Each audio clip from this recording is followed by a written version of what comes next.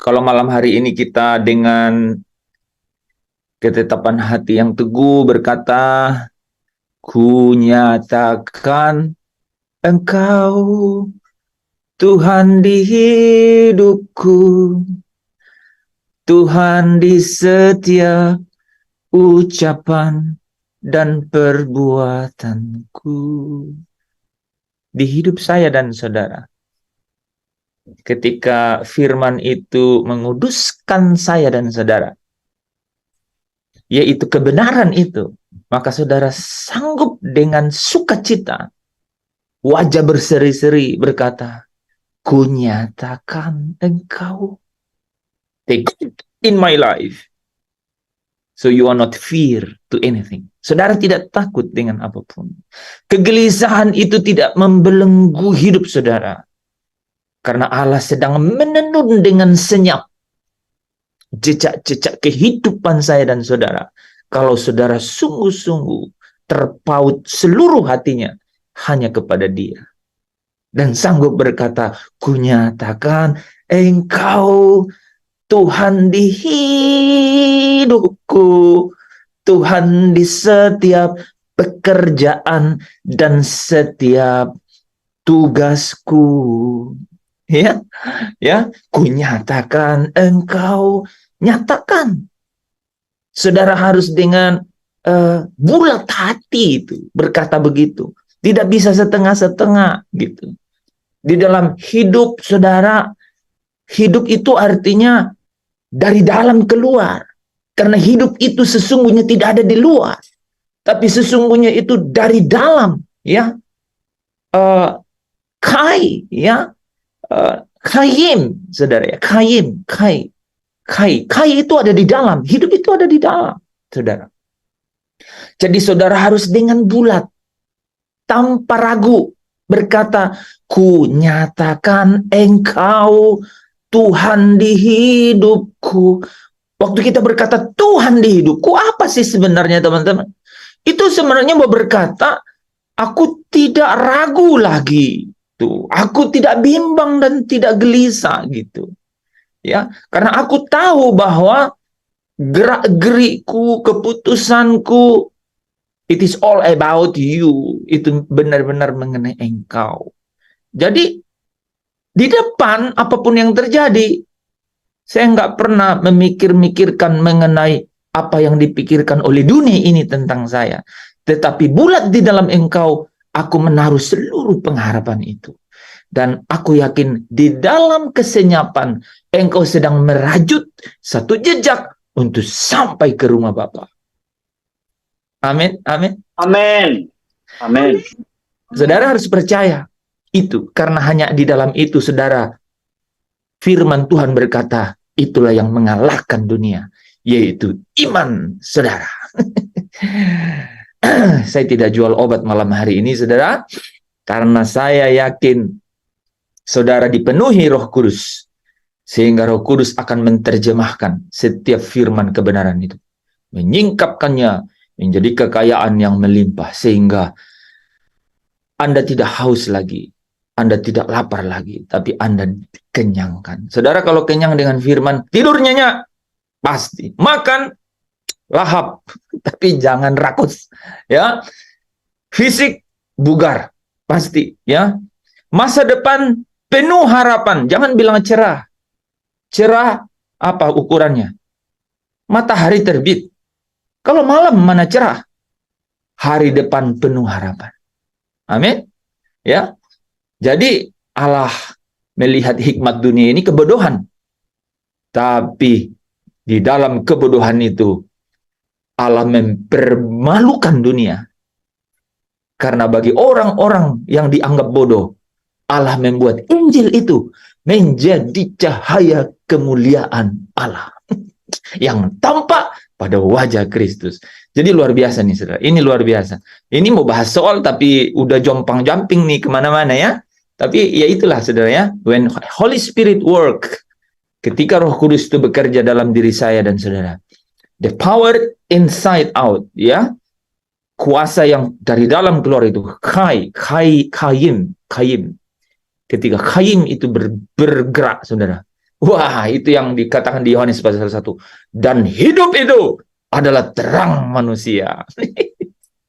Itu yang akan membawa saudara terbang, ya, terbang bebas tanpa hambatan masuk ke dalam kemuliaan yang ada di dalam kota yang kudus, New Jerusalem, ya.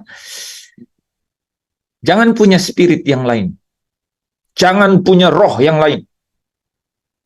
Only one single spirit. Hanya ada satu roh yang menguasai saudara, yaitu roh yang dari Allah. Amin.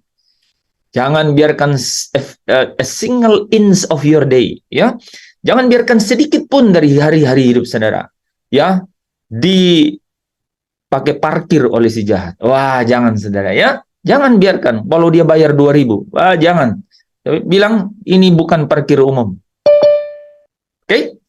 Tulis di pikiran saudara, ya. Ini bukan parkir umum, hanya anak-anak Allah saja, ya. Oke? Iya, boleh senyum. Adakah, ya, adakah mukamu berseri-seri kalau engkau berbuat baik? Ah, ya, ya. Keluaran 4 ayat 7, ya. Kau harus berseri-seri kalau engkau sedang berbuat baik. Perbuatan baik apa yang kau lakukan? Wah, orang Yahudi bertanya kan? Perbuatan baik. Yesus katakan semua perbuatan baik menurut hukum Taurat. Ya, itu bagus.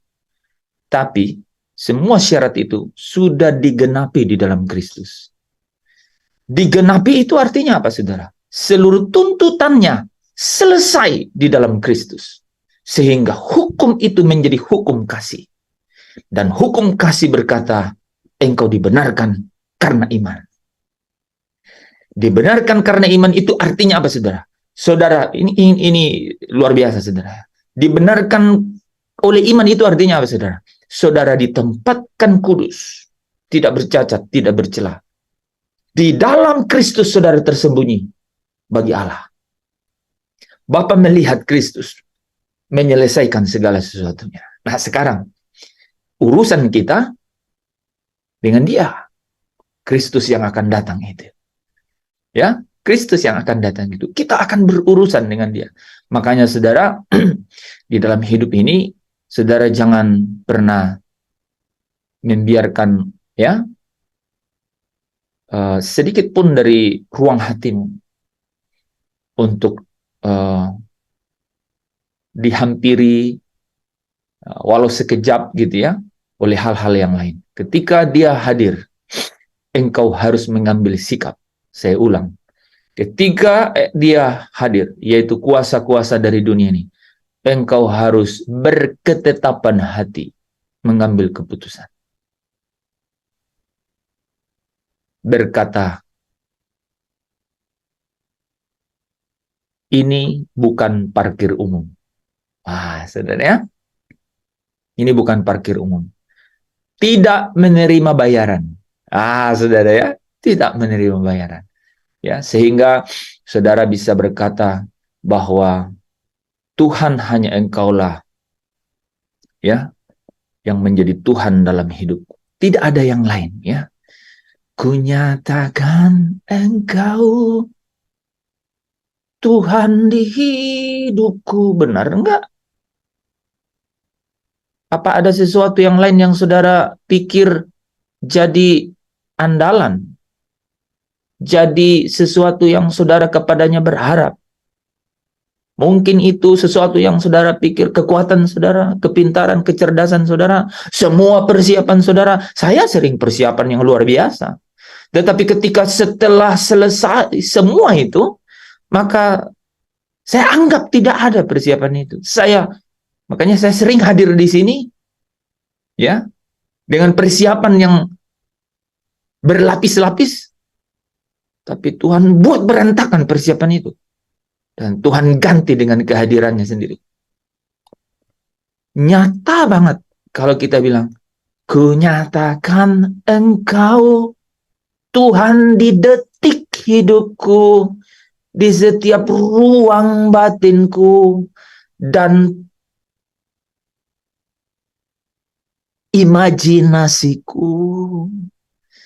Jadi Dia Tuhan. Ketika saudara melangkah ke satu tempat, secara ruang waktu ataupun ruang secara ruang fisik. Saudara melangkah berkata, Engkau Tuhan. Ya, digerakkanku, Engkau Tuhan di dalam setiap pikiranku, Engkau Tuhan di dalam setiap obsesiku, Engkau Tuhan jauh di dalam harapanku di masa depan, Engkau Tuhan juga yang hadir di sana. Saudara bisa bayangkan nggak? Itulah yang disebut di Yohanes 1 ayat berapa, saudara? Ayat 5. Bahwa terang itu, saudara, terang itu menghancurkan kegelapan. Ya, dalam terjemahan lain, dan kegelapan itu tidak menguasainya. Ya, terjemahan yang lebih menarik itu, saudara, dan terang itu menghancurkan kegelapan itu. Wah. Siapa di sini yang bisa bersaksi bahwa sungguh-sungguh terang itu bisa menghancurkan kegelapan? Boleh lambaikan tangan, dan malaikat catat sebagai peserta-peserta yang terdaftar di surga. Ya, kalau engkau menyatakan dia itu Tuhan di hidupmu, ya, itu artinya apa, saudara? Semakin engkau yakin, semakin engkau berketetapan hati, maka itu artinya apa? Maka itu artinya firman itu semakin menguduskan saya dan saudara. Semakin menguduskan. Yesus sendiri berkata, aku menguduskan diriku untuk mereka. Dia menguduskan dirinya untuk murid-muridnya. Artinya apa, saudara? Dia melakukan apa yang menjadi kehendak Bapaknya. Dan dia menyelesaikan kehendak itu supaya dia menjadi yang sulung di antara banyak saudara. Nggak bisa. Tidak ada orang yang datang ke surga tanpa profil dan latar belakang loh, saudara. Nggak ada. Nggak ada, saudara. Semua orang yang datang ke surga hanya bisa datang dengan embel-embel atau tanda atau meterainya Yesus, saudara. Nyampe ke surga. Nggak bisa. Nggak ada cara lain. Ya. Jadi dia harus menjadi segala-galanya dalam hidup saya dan saudara. Nah, segala-galanya ini digambarkan dengan apa, saudara? Dia memenuhi kita. Dia memenuhi kita. Nah, Bapak Ibu saudara yang dikasihi Tuhan, kalau saudara ingat ya, soal nomor kedua yang paling banyak salah kemarin, ya. Jadi saya mulai dengan yang paling banyak ini ya. Nah, ini ya, soal nomor 10 nih. Kemarin kita bahas ini kan, soal nomor 20, ya. Tapi saya perhatikan hari ini, saya tunggu. Mana nih orang-orang yang buat narasi mengenai soal nomor 20, kan? Nggak ada, satupun nggak ada hari ini. Pak Lepri dapat nggak ya? Jangan-jangan saya terlewat ya? Nggak ada, Pak, nggak ada. Belum ada mungkin, Pak, ya? Ya, belum. Mungkin sudah buat, tapi mungkin besok lagi, Pak. Lupa kirim ya. Besok lagi. Iya. Jadi jangan biarkan roh lupa ya parkir di Oke. Jangan biarkan roh lupa parkir di batinmu. Jangan biarkan. Ya. Saudara, kalau saya mau kasih tahu satu rahasia, itu di dagingmu, itu memang dia booking jadi tempat parkir. Jadi kau tidak bisa larang dia di situ. Nggak bisa. Gitu. Ya, itulah hukum dosa. Ya, itulah yang namanya tawanan hukum dosa. Itu yang namanya kodrat dosa. Gitu. Ya. Jadi di dalam keinginan-keinginan itu, di situ lapangan parkirnya. Ya. Nah, dia mencoba untuk parkir di pikiran. Makanya pikiran kita harus dipersenjatai dengan firman. Ya. Nah, saudara, jangan biarkan dia lama bahkan menetap di dalam pikiranmu. Karena apa? Ketika dia lama di situ, nih, saudara bisa mengambil satu contoh mengenai gelisah. Jangan ke gelisah dulu, saudara. Saudara sedang bimbang dengan sesuatu. Saudara perhatikan ya, ada 4 tingkatan nih. Saudara hanya bimbang saja, bimbang tentang sesuatu. Ketika saudara biarkan itu lama-lama 2 kali bergulir, 3 kali saudara merasa bimbang, saudara menjadi sudah gelisah. Gelisah. Kegelisahan itu mulai turun dari akal budi ke hati. Makanya ketika Yesus berkata di Yohanes 14 ayat 1, jangan gelisah hatimu. Dia nggak bilang jangan gelisah pikiranmu. Itu timbul dari ketika orang mulai bimbang. Jadi jangan bimbang, karena orang yang bimbang tak mendapat apa-apa dalam hidupnya.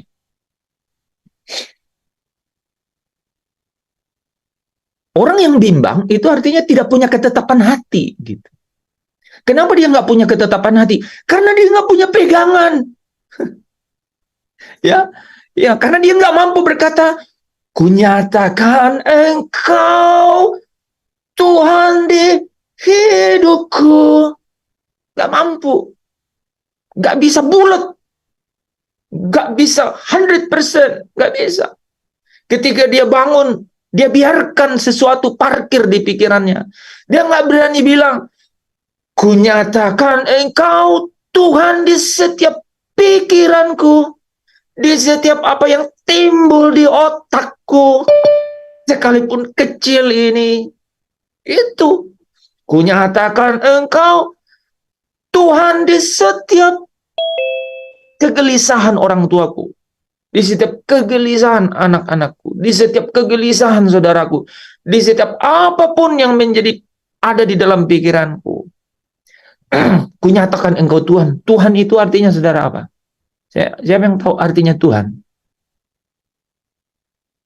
Jangan sampai saudara bilang hantu, Pak. Itu dibalik. Saya tanya Tuhan. Penguasa tunggal. Pak Tadus bilang penguasa tunggal. Ada yang lain? Yang lain? Tuhan. Ini penting kan? Kunyatakan Engkau. Itu penting sekali, saudara. Ya. Few minutes. Beberapa menit saja sebelum khotbah ini, saya dapat rema itu. Ya. Saya udah kirim ke seseorang di sini. Ya. Luar biasa tuh, saudara. Luar biasa. Menjadikan dia Tuhan di hidup saya dan saudara. Itu adalah seperti single-ended things gitu ya. Sesuatu yang benar-benar paling akhir dan hanya satu-satunya. Saya ulang, saudara ya. Menjadi sesuatu yang paling akhir, ya. Paling akhir, yang terakhir dan satu-satunya. The last, the one and the last. Saudara, hanya satu dan yang terakhir. Tidak ada yang lain. Jadikan dia Tuhan. Jadi ketika kau bangun secara bulat. Makanya saudara tidak mungkin malas kalau berkata begini. Kunyatakan Engkau Tuhan di hidupku. Ketika dia jadi Tuhan, artinya dia adalah pemilik hidup saya dan saudara. Dia adalah penguasa. Penguasa itu pasti dia yang jadi pemilik. Tapi yang paling terkorelasi dengan saya dan saudara, Tuhan itu adalah rulers, katanya. Rulers. Rulers ya. Jadi penguasa, ya. Satu-satunya penguasa. Kalau saudara ada yang saudara mau baca Yudas 1 ayat yang ke-7. Yesus Kristus itu siapa? Yudas pasal 1 ayat yang ke-7. Sebentar.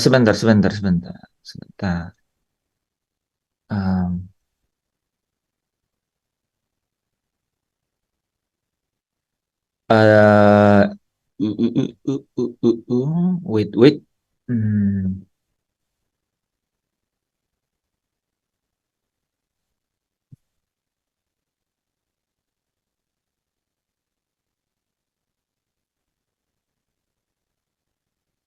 Yudas 1 ayat 4. Sorry, bukan ayat 7, ayat 4. Yudas 1 ayat 4. Sebab ternyata ada orang tertentu yang telah masuk menyelusup di tengah-tengah kamu, yaitu orang-orang yang telah lama ditentukan untuk dihukum. Mereka adalah orang-orang yang fasik, yang menyalahgunakan kasih karunia Allah kita untuk melampiaskan hawa nafsu mereka, dan yang menyangkal satu-satunya penguasa dan Tuhan kita, Yesus Kristus. Amin. Ya, oke. Jadi Yesus Kristus itu satu-satunya penguasa dan Tuhan. Ya, itu menarik, saudara ya. Jadi dia satu-satunya penguasa dan Tuhan. Pemilik. Jadi kalau kita katakan, kunyatakan, saudara, dari kata kerja kunyatakan imperatif banget, aktif. Aku nyatakan, saudara bisa tidak nyatakan. Alkitab bilang, tapi saudara di luar Alkitab. Loh, ini kenyataan. Kalau nggak kenyataan, namanya fata morgana. Ya kan? Itu kenyataan. Benar kenyataan. Saudara bayangkan nggak? Alkitab bilang begitu, firman Tuhan berulang-ulang gitu, dicetak berkali-kali dalam banyak tafsir. Sementara saudara ada di tempat lain dan memiliki suasana batin yang lain. Hey, what's wrong with that? Ya, ada sesuatu gitu, saudara. Yaitu apa? Ketetapan hati. Ini sangat penting. It's your decision to be happy. Ya. Jadi bahagia itu adalah keputusan. Sukacita itu adalah keputusan. Kunyatakan engkau, so you declare. Kamu yang deklarasi. Kalau bisa bangun pagi, jangan kayak ular. Jangan kayak ular gitu. Apa gitu? Ya, bangun pagi langsung angkat tangan lurus. Kunyatakan engkau. Coba semua. Kunyatakan engkau. Saudara kalau mau memiliki ketetapan atau bulat itu, saudara ya, tangannya tuh semakin lurus sampai saudara pikir ini sudah lurus banget gitu. Saudara bisa rasakan. Kunyatakan engkau. Wah, ini kalau udah masuk bait kedua, frase apa, Tuhan di hidupku. Saudara yang tahu bagian mana di hidupmu yang dia harus benar-benar muncul sebagai Tuhan tuh. Engkau yang tahu persis. Mungkin sedang sakit encok, mungkin sedang sakit kepala, mungkin sedang nyut-nyut di bagian mana. Kau bilang Tuhan di situ. And you will be healed. You will be healed. In the Jesus name. Sekarang juga bisa bekerja. Kalau engkau bangkitkan imanmu, pasti terjadi. Itu saudara ya. Kita sudah masuk ke bagian firman Tuhan yang berbicara mengenai bagaimana firman logos yang adalah Allah itu, ya, yang adalah hipostasisnya Allah itu dapat menguduskan Kristus, digenapi di dalam Kristus sehingga dia sungguh-sungguh bermartabat di hadapan Allah Bapa. Sehingga dia ditinggikan, dimuliakan, duduk di sebelah kanan Allah. Selama-lamanya. Sampai saudara lihat kata tadi ya. Oke, coba kita bandingkan ya. Tadi Yudas 1 ayat 4. Nah, sekarang saudara baca. Ini ada yang menarik kan? Saudara baca 1 Timotius 6 ayat 15 dan 15. Ayat 15 saja ya. Jadi saudara bisa bandingkan nanti.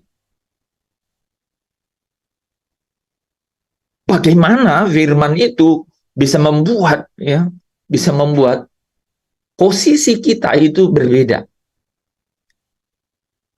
Bagaimana mata Tuhan gitu menakar, menilai, mengkualifikasi gitu. Ya. Itu luar biasa kalau mengerti itu ya. Jadi Yudas 1 ayat 4 tadi dengan 1 Timotius 1 ayat 15. 1 Timotius 6, sorry. 1 Timotius 6, biasanya kan saudara baca yang ayat 16 kan. Sekarang baca ayat 15. Yaitu saat yang akan ditentukan oleh penguasa yang satu-satunya dan yang penuh bahagia. Raja di atas segala raja dan Tuhan di atas segala Tuhan. Nah, siapa dia itu?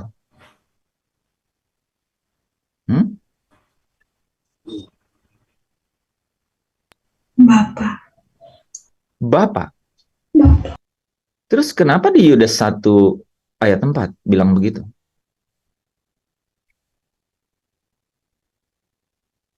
Iya, ya. Mulai mikir ya.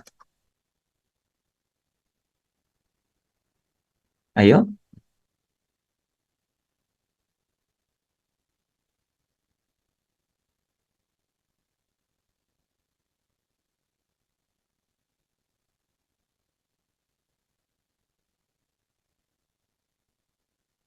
Kenapa Yudas 1 ayat 4 berkata satu-satunya penguasa kita Yesus Kristus?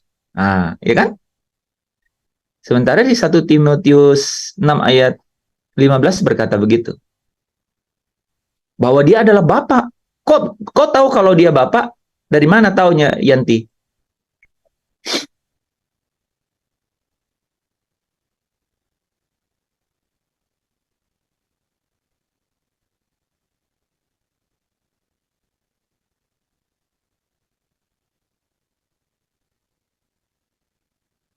Penguasa satu-satunya. Iya, tapi di Yudas pasal 1 ayat 4 kan satu-satunya penguasa juga sama. Tapi Kristus. Itu penguasa, maksudnya itu Tuhan kita sebagai Tuhannya manusia. Kalau Bapa itu adalah Ini Bapak kan? Ini kan, nih lihat nih. Satu-satunya penguasa. Satu-satunya penguasa dan Tuhan. Namanya Yesus Kristus. Saudara kalau lihat ayat yang saya munculin di situ udah ada clue-nya tuh. Ya, karena disambung dengan ayat 16 itu, dialah satu-satu yang tidak takut kepada maut. Iya, betul. Jadi ini kan penguasa satu-satunya, ya. Dia satu-satunya yang tidak takluk kepada maut. Berarti kan Bapa kan, Allah Bapa. Tapi di sini satu-satunya penguasa dan Tuhan itu Yesus Kristus.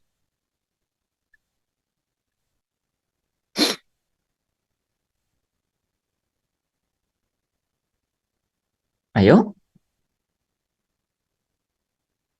Nah, itu akan memberikan kita satu... Bapak juga.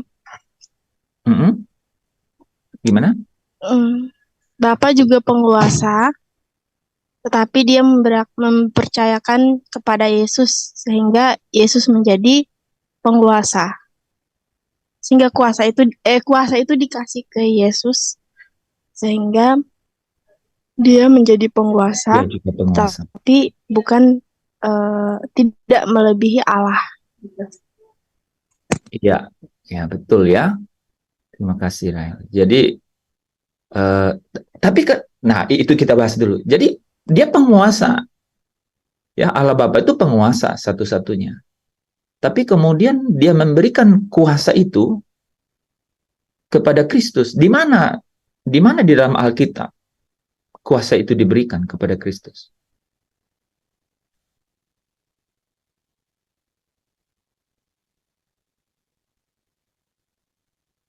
Matius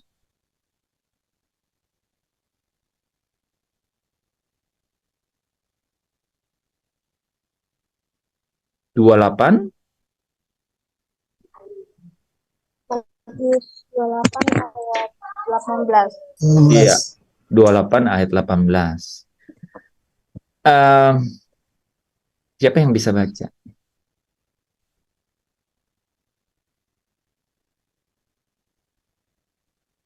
Matius 28 ayat 18.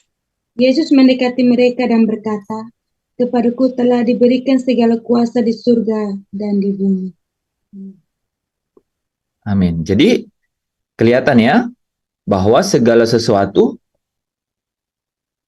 segala kuasa ya, itu diserahkan kepadanya ya. Nah, ini kita bisa juga lihat di 1 Korintus nih teman-teman ya. 1 Korintus 15. Sebab segala sesuatu telah ditaklukkan di bawah kakinya, di bawah kaki Kristus.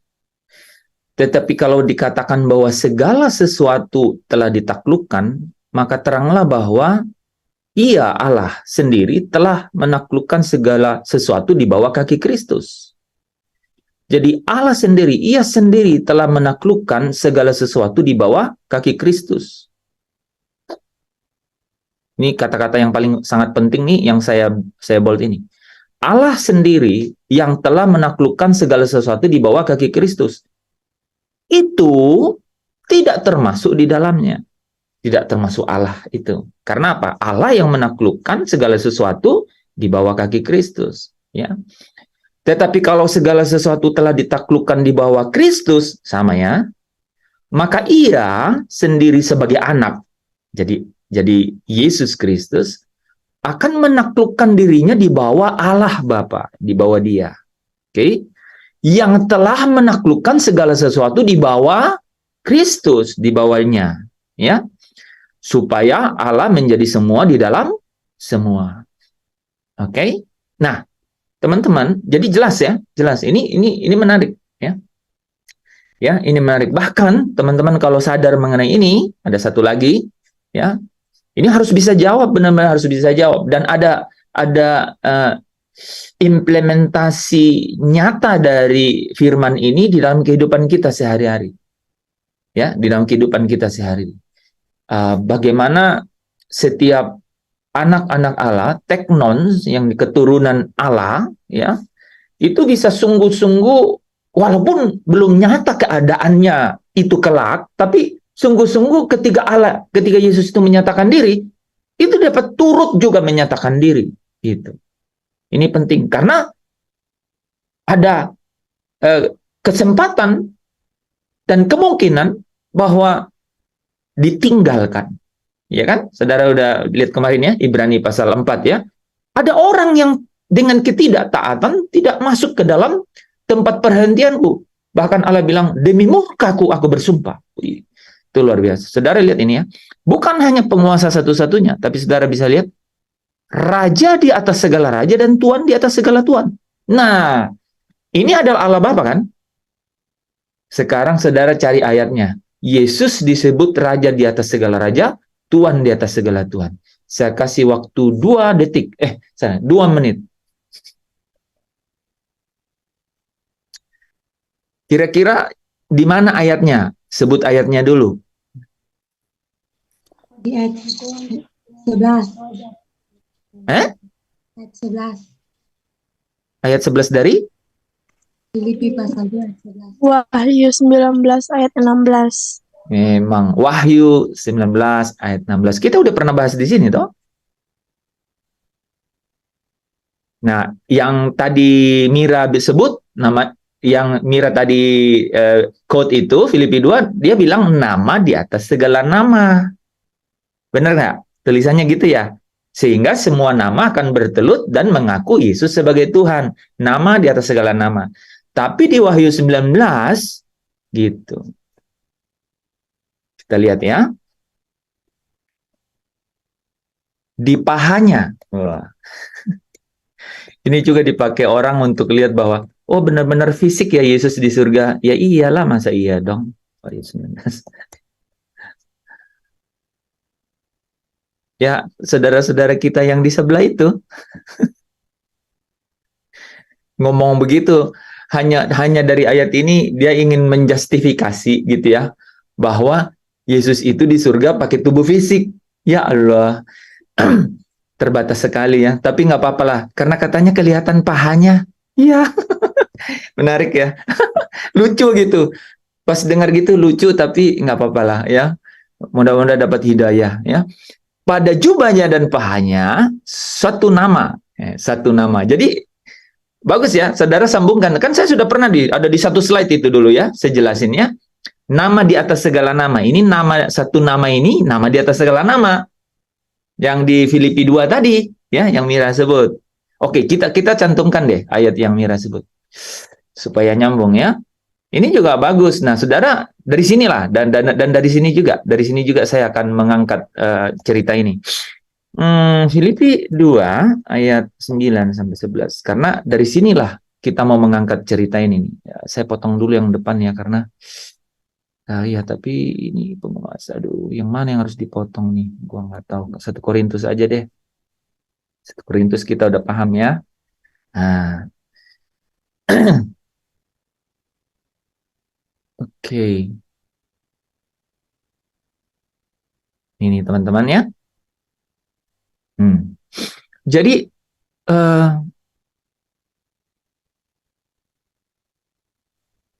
mengaruniakan kepadanya nama di atas segala nama, ya kan? Makanya nama apa itu? Suatu nama, ya, dan terlihat di jubahnya dan pahanya. Raja di atas segala Tuhan di atas segala Tuhan. Nah, kenapa sampai dia dapat itu? Jadi kan kelihatan nih, ya. Ini kan sebenarnya kelihatan nih, mengaruniakan kepadanya nama di atas segala nama. Jadi ketahuan kapan itu, ya. Oh, sebab Allah, itulah sebabnya Allah meninggikan dia dan mengaruniakan kepadanya ini, ya kan? Gitu, ya. Oke. Nah, kenapa? Kok itulah sebabnya Allah meninggikan? Nah, itu di ayat 7 dan 8 di atasnya kan. Dia taat, ya, melakukan kehendak Bapaknya, ya. Sudah kita baca ya, ayat 8 sampai 9 itu ya. Ayat 7 lah ya, mulai dari ayat 7 ya.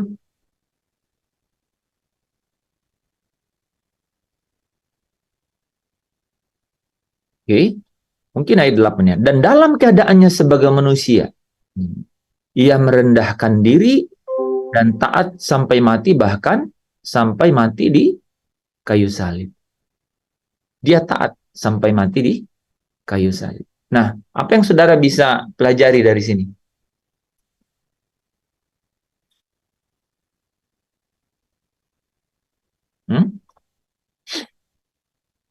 Ada yang saudara bisa pelajari?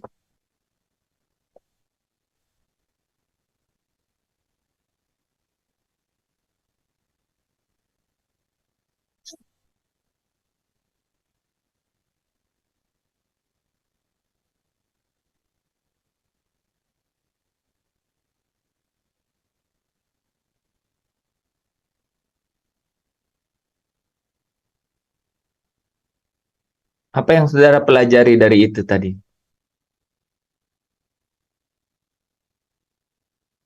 Penguasa satu-satunya, tiba-tiba ada penguasa juga. Raja di atas segala raja.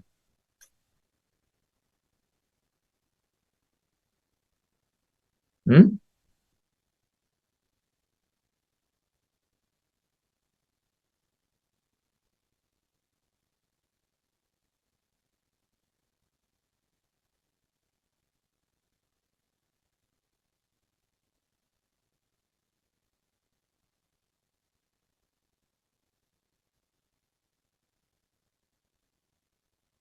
Nggak dapat ya?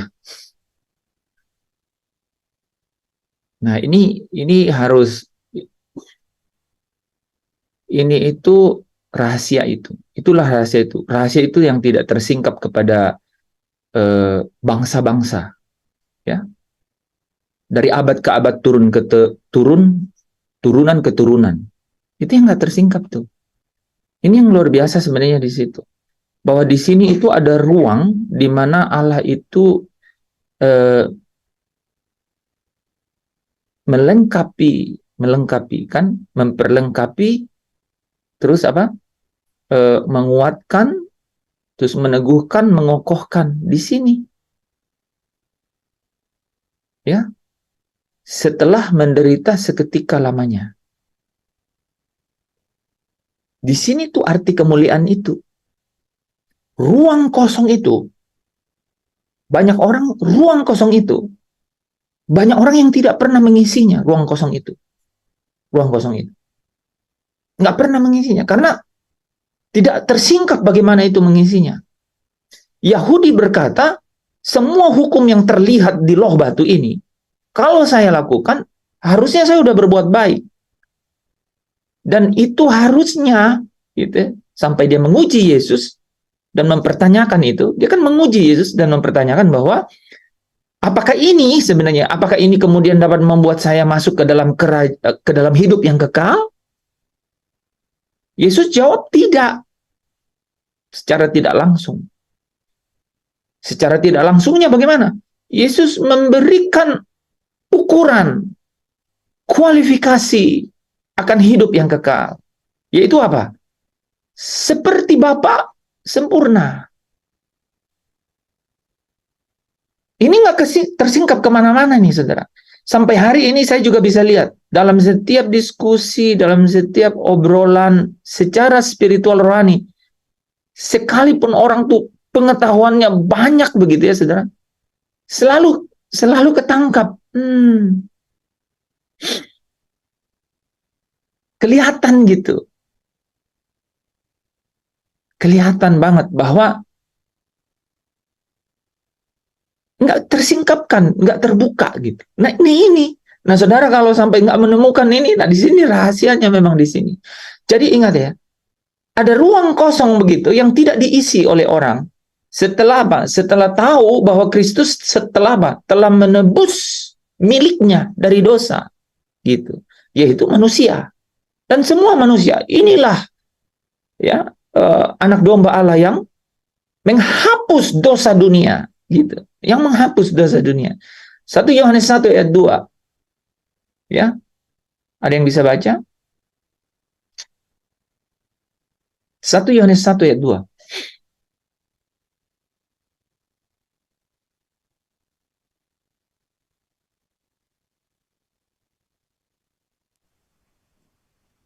Sat- 1 Yohanes 1 ayat yang kedua, hidup itu telah dinyatakan dan kami telah melihatnya. Dan sekarang kami bersaksi dan memberitakan kepada kamu tentang hidup kekal yang ada bersama-sama dengan Bapa dan yang telah dinyatakan kepada kami. Amin.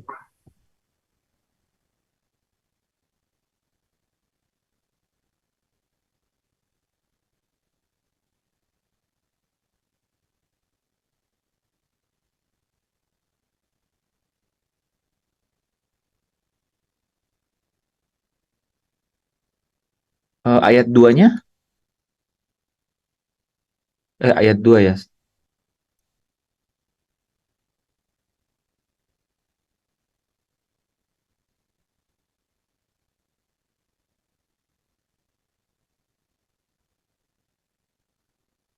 Satu Yohanes 2 ayat 2.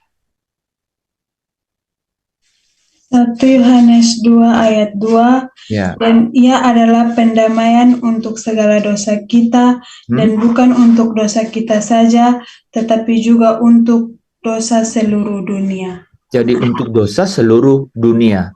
Baca satu lagi ya, Ibrani 2 ayat 17.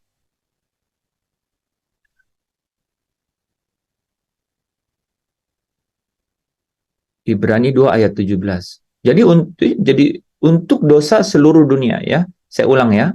Yohanes 1 ayat 29 berkata, lihatlah anak domba Allah yang menghapus dosa dunia. 1 Yohanes 2 ayat 2 tadi katakan apa? Bukan untuk dosa kita saja, tetapi juga untuk dosa seluruh dunia. Oke? Ibrani 2 ayat 17. Ibrani 2 ayat 17, itulah sebabnya maka dalam segala hal ia harus disamakan dengan saudara-saudaranya, supaya ia menjadi imam besar yang menaruh belas kasihan dan yang setia kepada Allah untuk mendamaikan dosa seluruh bangsa. Seluruh bangsa. Jadi apa? Seluruh dunia dan seluruh bangsa. Oke? Nah, segala sesuatunya selesai, saudara ya. Sudah selesai. Nah, itu kita pernah belajar ya, sudah selesai. Tetapi ya, Allah ya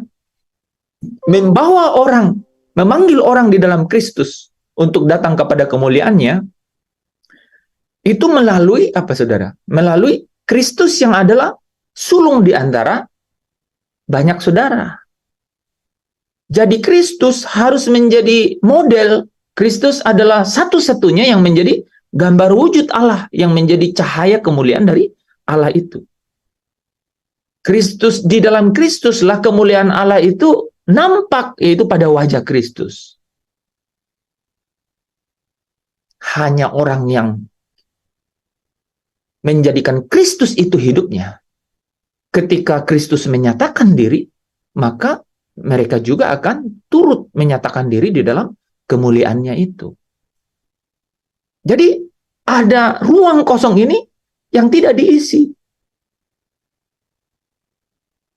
Orang Yahudi tidak mengerti bahwa seluruh hukum itu tidak mungkin dan tidak dapat dipenuhi, ya, dikerjakan secara sempurna.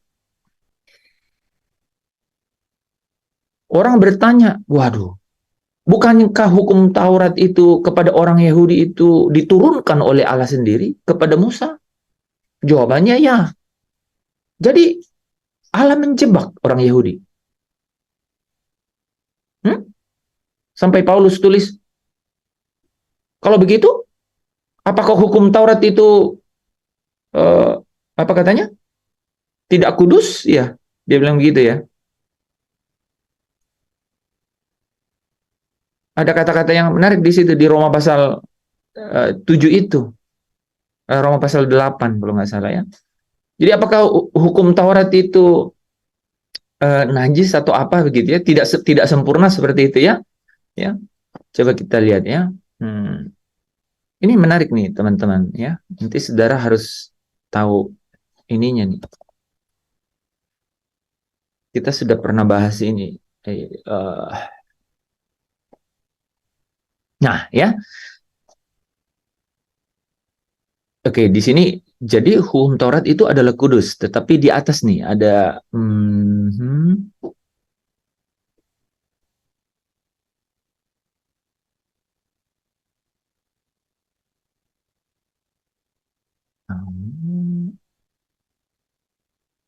nih kan gini ya.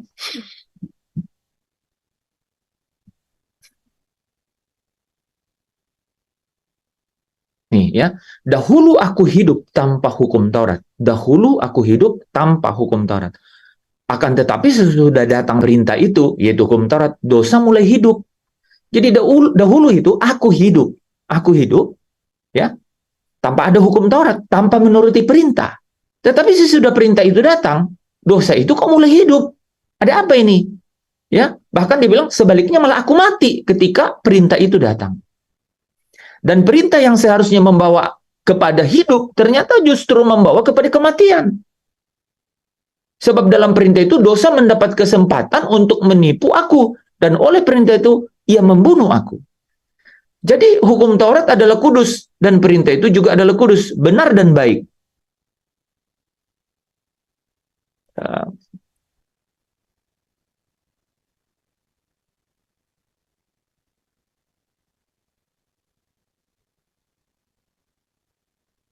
Nah, iya. Apakah hukum Taurat itu dosa? Gitu. Ya. Itu ya Pak Tadus ya. Jika demikian, apakah hendak kita katakan apakah hukum Taurat itu dosa? Sekali-kali tidak. Gitu ya. Jadi sampai begitu kan? Ini ya kalau saudara baca yang ayat 7 ayat 9 itu dan 10 menarik gitu. Dahulu aku hidup baik-baik saja ceritanya tanpa melakukan perintah gitu. Gitu. Tapi setelah perintah itu datang, malah aku katanya dosa mulai hidup. Bahkan sebaliknya aku mati.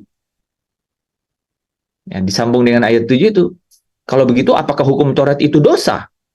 Sekali-kali tidak. Tapi apa? Firman Tuhan mengatakan bahwa Roma berapa? Roma pasal 5 ayat 12 ya, kalau nggak salah ya.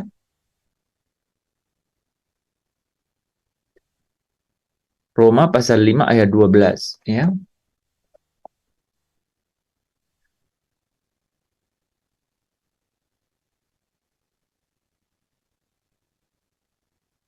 Bukan. Mungkin ayat 13. Iya, ya. Ayat 13 ya. Ayat 13. Sebab sebelum hukum Taurat ada, telah ada dosa di dunia, tetapi dosa itu tidak diperhitungkan kalau tidak ada hukum Taurat. Kalau nggak salah, ini deh. Ya, bukan.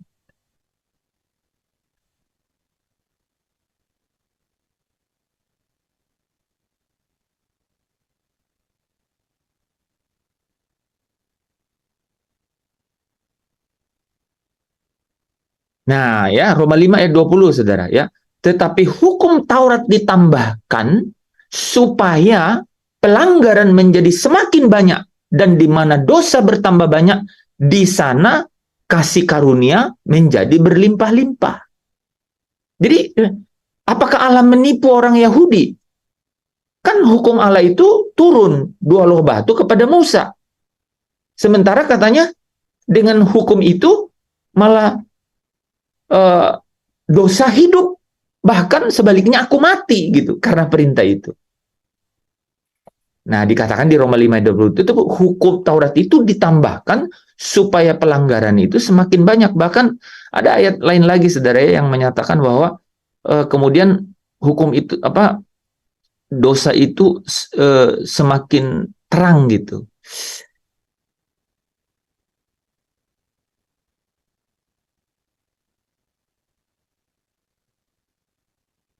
Dosa itu semakin jelas gitu. Jadi untuk memperjelas bahwa dosa itu ini. Saudara catat ya ayat-ayat tadi ya. Roma 5:20.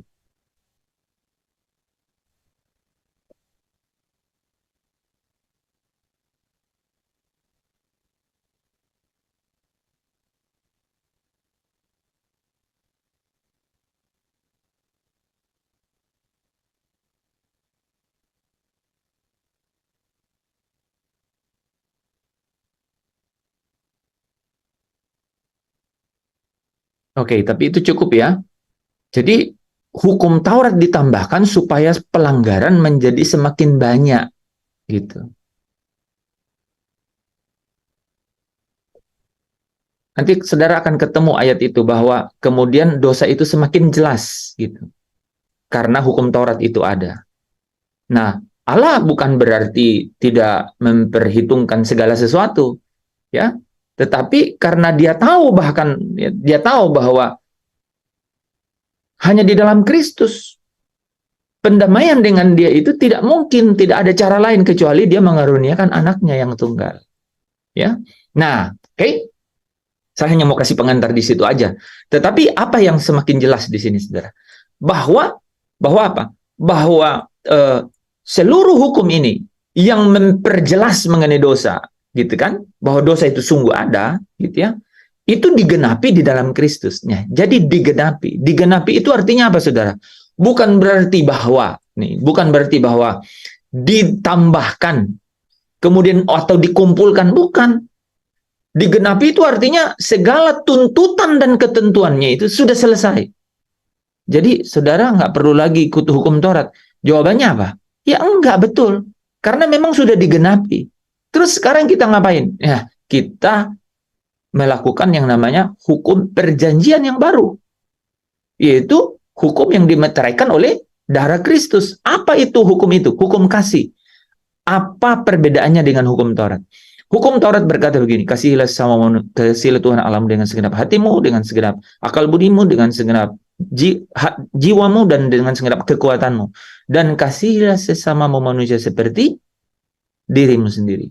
Hukum kasih yang dimeteraikan dengan darah Kristus, dengan perjanjian yang baru berkata apa?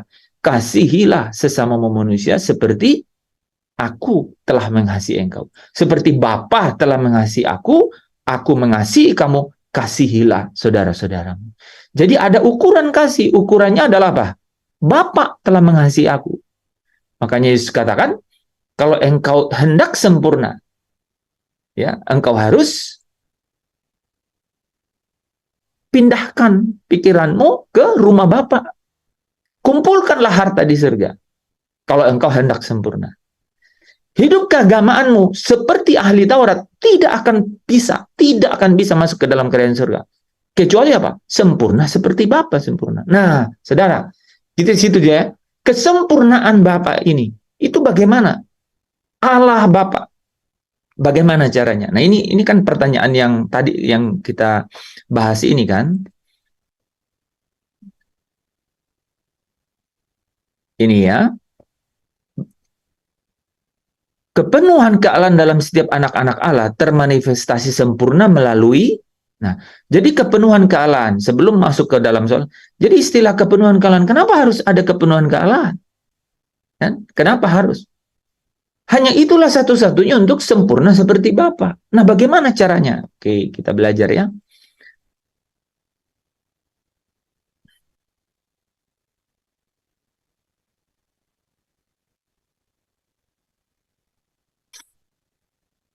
Kolose 1 ayat 19 sampai 20 berkata apa? Karena seluruh kepenuhan Allah berkenan diam di dalam Kristus, Dan oleh Dialah Allah, jadi oleh Kristuslah Allah memperdamaikan segala sesuatu dengan dengan dirinya, itu Allah Bapa. Jadi tidak ada cara untuk berdamai gitu ya dengan Allah Bapa kecuali di dalam Kristus ya, di dalam Dia, di dalam Kristus. Baik yang ada di bumi maupun yang ada di surga ya. Nah, sesudah Allah mengadakan pendamaian oleh darah Kristus. Jadi ini dasarnya kan? Ini dasarnya. Kepenuhan kealahan itu berkenan diam di dalam Dia ya, di dalam Dia. Nah, yaitu Dia ya yang jadi cara satu-satunya untuk Allah memperdamaikan dirinya dengan Dia, gitu, dengan dirinya ya, dengan dunia ini ya, dengan dunia ini. Allah memperdamaikan dirinya dengan dunia ini, ya, hanya di dalam Dia. Jadi seluruh kepenuhan itu, bagaimana itu caranya? Kolose 2 ayat 9-10. Sebab di dalam Dia berdiam secara, jadi rupanya kepenuhan kealahan ini berdiam secara jasmania, gitu, ya. Seluruh kepenuhan kealahan. Jadi di dalam Yesus berdiam secara jasmania seluruh kepenuhan kealahan, ya. Dan kamu telah dipenuhi, nah saudara lihat, dan kamu, jadi bukan hanya Yesus tapi anak-anak Allah di dalam Kristus itu dipenuhi di dalam Dia, ya. Dialah kepala semua pemerintah dan penguasa. Makanya disebut penguasa satu-satunya tadi ya. Nah, dan segala sesuatu telah diletakkan di bawah kaki Kristus dan Dia telah diberikannya kepada jemaat. Jadi Allah telah memberikan kepada jemaat sebagai kepala tadi ini, kepala semua penguasa. Ya, dari segala yang ada. Jemaat yang adalah tubuhnya, yaitu apa? Kepenuhan Kristus yang memenuhi semua dan segala sesuatu. Jadi anak-anak Allah, yaitu keturunan Allah, ya, itu dapat memiliki kepenuhan Allah melalui kepenuhan Kristus. Efesus 4 ayat 13. Apa itu? Apa itu kepenuhan Kristus? Nah, ini menarik. Yaitu kalau kita semua ini telah mencapai kesatuan iman dan pengetahuan yang benar tentang anak Allah. Apa itu pengetahuan yang benar tentang anak Allah? Anak Allah itu adalah penguasa, adalah Tuhan, kan? Dan kita tahu bagaimana Dia menjadi Tuhan karena Dia pemilik, karena Dia diberikan kuasa oleh penguasa satu-satunya Allah Bapa. Kita harus memiliki kesatuan iman, percaya di situ akan pengetahuan tentang Dia ini. Tidak ada orang yang lain yang olehnya ya manusia dapat sampai kepada kemuliaan Allah ya. 1 Petrus 5 ayat 10 kecuali melalui Dia. Yaitu apa? Kedewasaan penuh. Ya, dan tingkat pertumbuhan yang sesuai dengan kepenuhan Kristus. Nah, di dalam kedewasaan penuh dan tingkat pertumbuhan ini, disitulah kita belajar, ya, untuk yang namanya bagaimana menjadi sempurna. Di sini yang terlibat siapa, saudara? Roh Kudus dan manusia itu sendiri. Di awal, ya, Kristus telah menyelesaikan. Bukan hanya untuk dunia ini, seluruh bangsa. Ya, karena kadang-kadang orang bilang, oh dunia ini ya dunia waktu itu. Enggak, seluruh bangsa. Oke? Selesai, diperdamaikan, ya. Kepenuhan Allah itu berkenan diam di dalam Dia, yaitu Kristus, yang memperdamaikan Allah surga ini dengan dunia, gitu, ya. Dan kepenuhan Allah ini itu berkenan diam secara jasmania, artinya apa? Secara utuh, bahkan secara utuh, maksudnya apa? Termasuk tubuh, yang kita bahas mengenai tubuh kemuliaan atau tubuh mulia daripada Kristus. Jadi secara jasmania berkenan diam kepenuhan itu, ya. Nah, di dalam Kristus. Nah, Kristus adalah kepala. Bahkan menarik di ayat ini ya. Menarik sekali menurut saya, ini kayak sesuatu yang menarik di sini loh. Nih saudara ya. Dia Allah telah diberikannya, bukan Allah ini ya. Dia yaitu Kristus telah diberikan Allah kepada jemaat sebagai kepala. Jadi Allah memberikan Kristus kepada jemaat untuk menjadi kepala. Nah, ya. Dia adalah kepala, ya. Dia adalah kepala dan jemaat ini adalah tubuhnya. Ya, yaitu apa? Kepenuhan Dia. Nah, kita harus sampai pada apa? Tingkat pertumbuhan yang sesuai dengan kepenuhan Kristus. Ini kata kunci ini di sini, saudara. Jadi Allah mendesain dengan cara apa? Allah yang mendesain, saudara ya. Ini desain Allah nih, saudara kalau perhatiin, ini desain. Allah memperdamaikan dirinya dengan dunia itu hanya oleh Dia, di dalam Dia. Dan itu dengan cara apa? Kepenuhan Allah itu berkenan. Dan berkenannya seperti apa? Secara jasmania, totally kan? Gitu ya.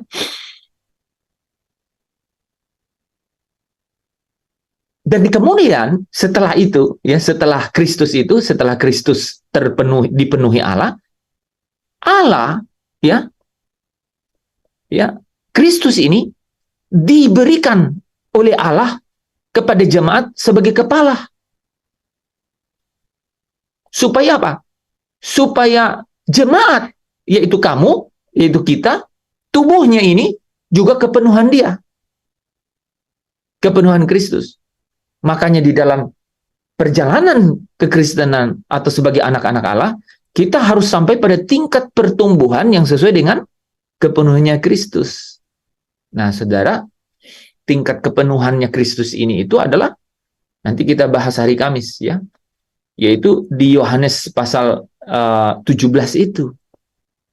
Yohanes pasal 17, nanti kita bahas ketika Yesus sendiri berkata, aku menguduskan diriku untuk mereka. Aku menguduskan diriku untuk mereka. Dan dia berkata, kuduskanlah mereka dengan kebenaran, firman-Mu adalah kebenaran.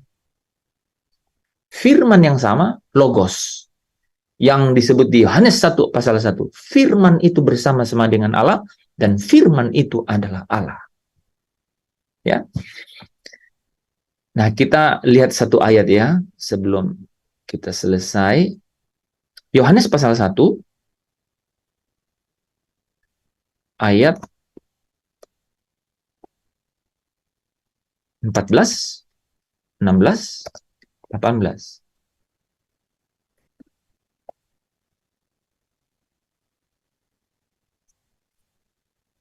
Nanti kita bahas mengenai ini ya, mengenai Yohanes pasal 17, karena itu cukup panjang, jadi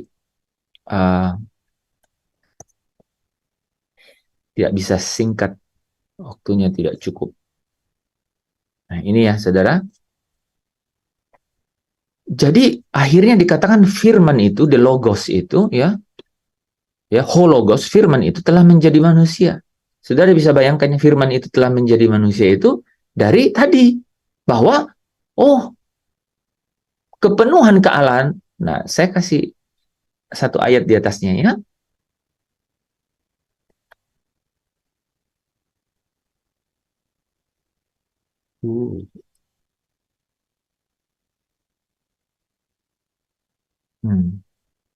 Okay.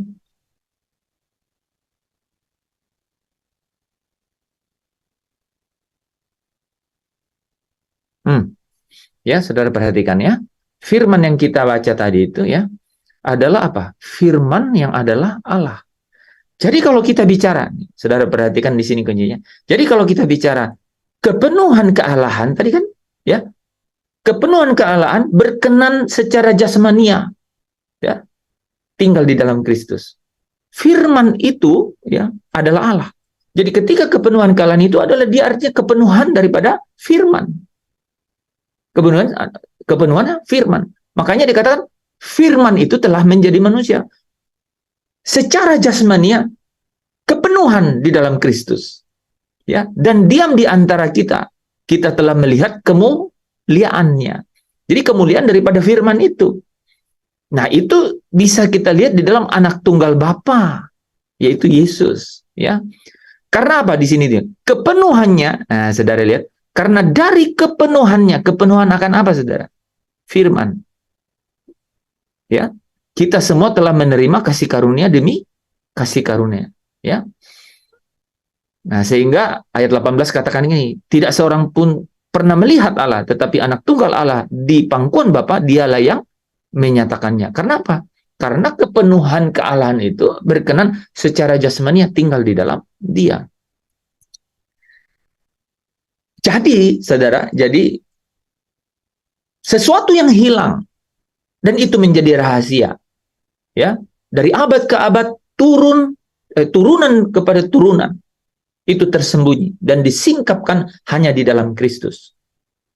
Orang Yahudi dengan pengertian Yahudi, orang Yahudi, tidak semua orang Yahudi tidak mengetahui ini, tidak tersingkapkan. Tapi orang Yahudi yang dengan pengetahuan hukum Taurat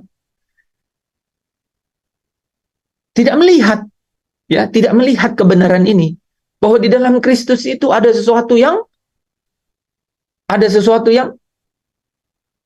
tidak terbatas. Kemuliaannya itu mengatasi segala sesuatu. Sementara hukum Allah yang turun kepada Musa itu kemuliaannya pudar, kemuliaannya sementara, ya, tidak membawa kepada apa, saudara? Tidak membawa kepada hidup yang kekal, kan nyata-nyata kan dalam percakapan itu tidak membawa kepada hidup yang kekal, ya. Tetapi yang membawa kepada hidup yang kekal adalah apa? Adalah sempurna seperti Bapa. Artinya apa? Kepenuhan kealahan, yaitu kepenuhan Allah di dalam setiap orang, termasuk di dalam Kristus, di dalam Yesus, yaitu kepenuhan daripada firman-Nya di dalam Yesus. Nah, ini yang penting, ini yang menjadi rahasia gitu. Sehingga saudara, Kolose 3 ayat 4 itu akan selalu menjadi kunci, tapi kita nggak bisa serta-merta nyampe situ. Apabila Kristus itu yang adalah hidup kita, bagaimana Kristus jadi hidup kita? Ya, bagaimana Kristus yang jadi hidup kita? Gimana caranya? Secara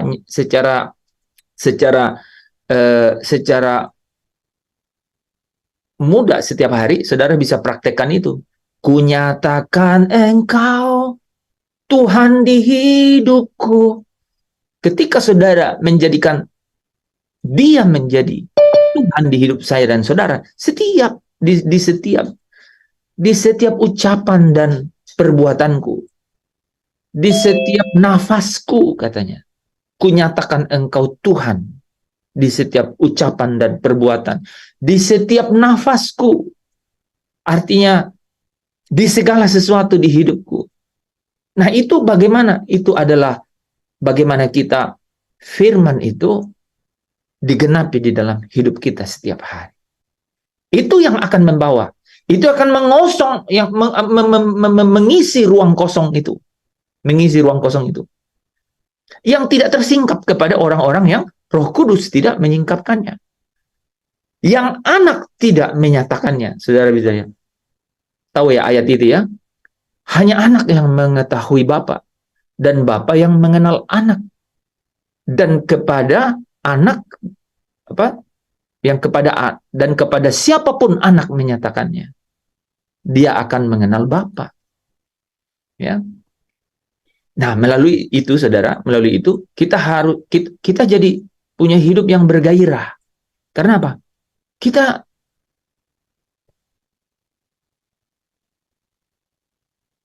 dikasih agenda gitu, saudara. Kita diberikan satu panggilan, dan panggilan ini adalah panggilan kepada apa? Kepada kemuliaan. Dan jejak kemuliaan ini bagi kita itu jadi jelas gitu, bahwa ada di dalam seorang manusia, yaitu manusia Kristus Yesus, ya, yang kemudian Allah menaruh seluruh